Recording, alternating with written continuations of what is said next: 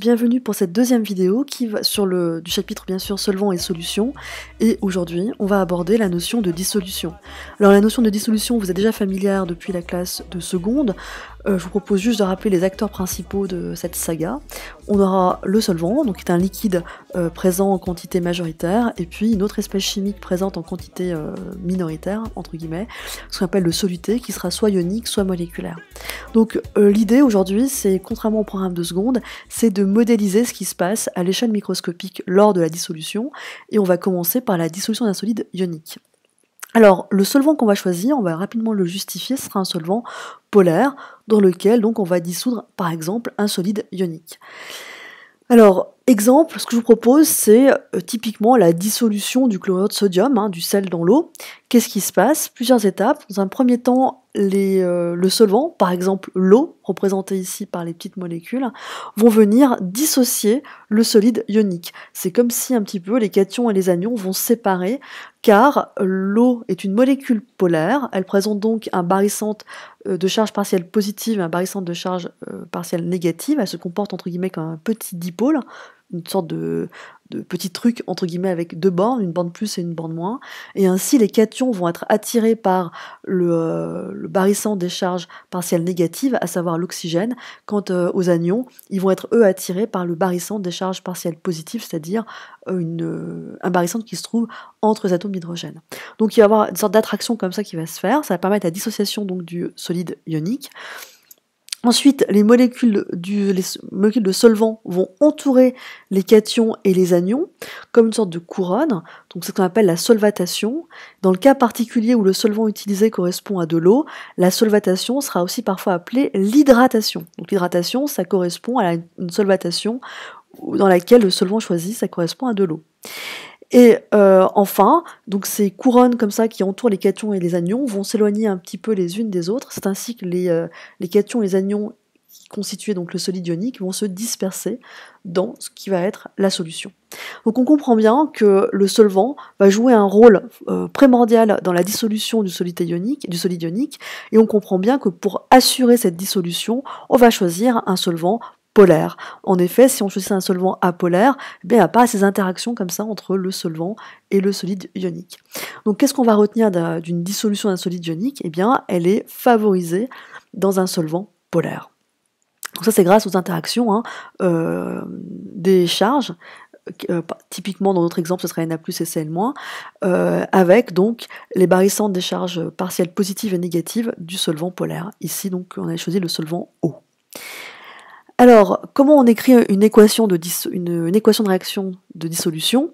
Eh bien, on écrit une flèche pour indiquer qu'il y a donc une transformation. À gauche de la flèche, on représente la formule statistique du solide ionique, avec le petit s en bas à droite qui veut dire solide.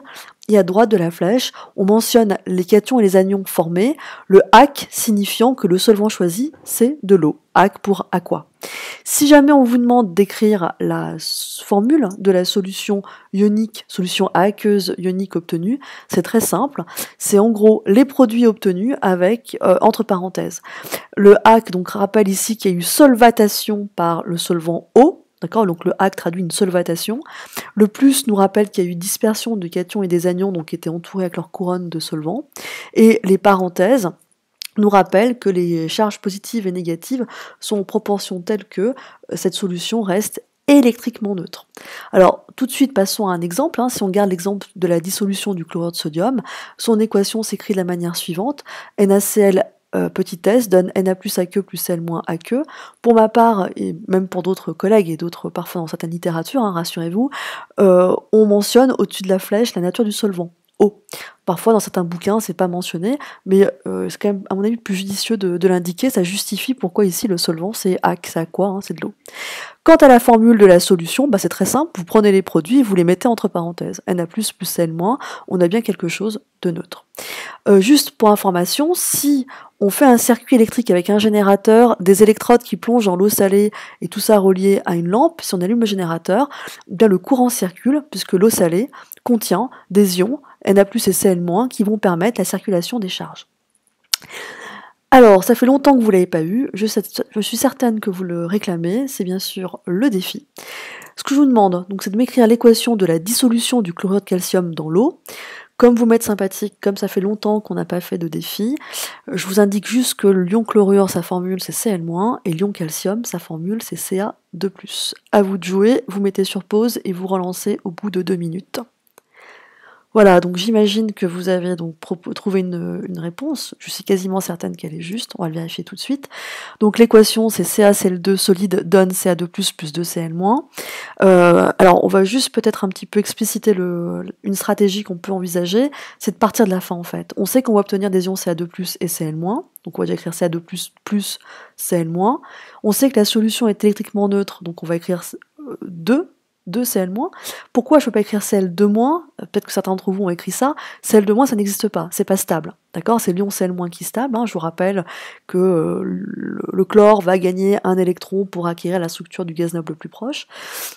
Donc c'est Cl-. C'est un petit peu comme si j'avais le droit de vous cloner, je peux mettre autant de fois de tel individu, mais j'ai pas le droit de lui mettre par exemple 2 têtes.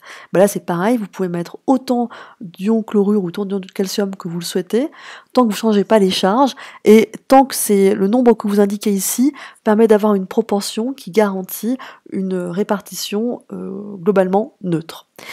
Et une fois que vous avez trouvé donc les proportions des ions, eh bien on fait le raisonnement qu'on avait déjà fait dans le chapitre sur la cohésion des solides ioniques et moléculaires. À savoir, j'ai donc un ion Ca2+, pour 2 ions Cl-.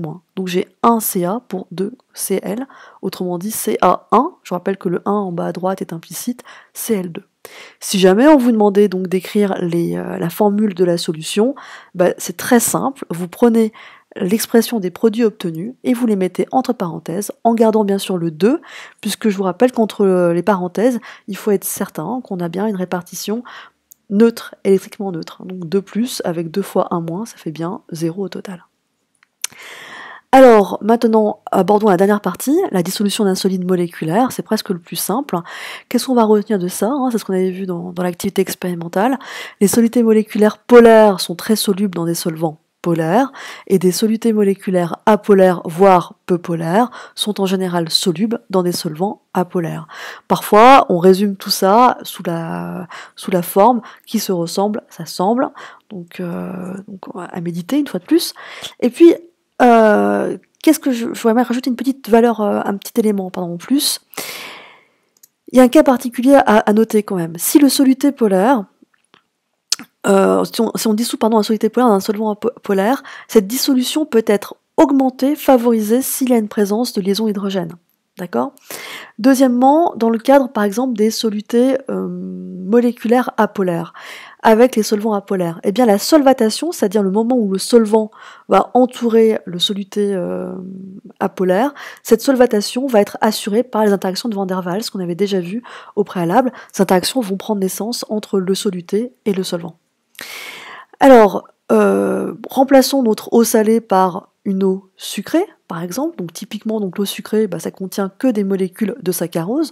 Donc on a pris du sucre de table, on a dissous ce sucre dans l'eau, donc on a fait une dissolution d'un solide moléculaire.